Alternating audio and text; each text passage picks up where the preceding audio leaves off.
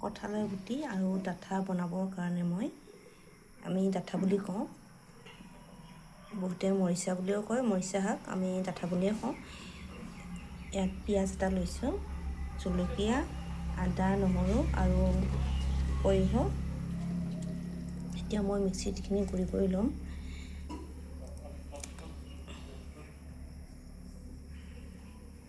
কঁঠাল গুটি মই এতিয়া থেতেলি লওঁ, নহ'লে মোৰ সময় নহয় এটা এটাকৈ বাকলি এৰুৱাবলৈ। থেতেলি ল'লে সোনকালে হয়।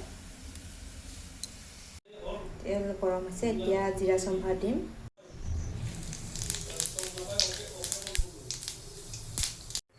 এতিয়া দিম ডাঠাখিনি।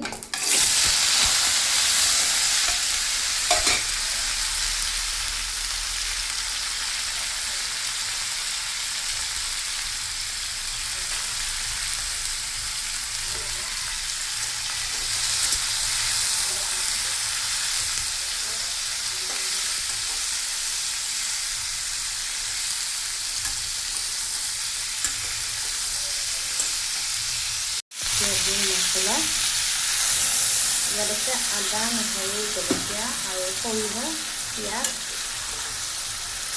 বেলেগ কোনো মছলা নাই।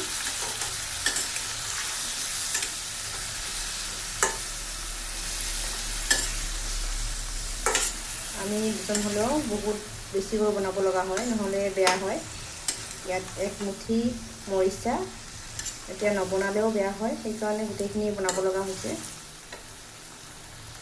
মোৰ ডাঠা চচ্চড়ি কঁঠালৰ গুটিৰে। এয়া আছিলে মোৰ আজিৰ ৰেচিপি, কঁঠালৰ গুটিৰে বনোৱা ডাঠাৰ চব্জি। কেনেকুৱা লাগিছে চাই জনাব। ধন্যবাদ।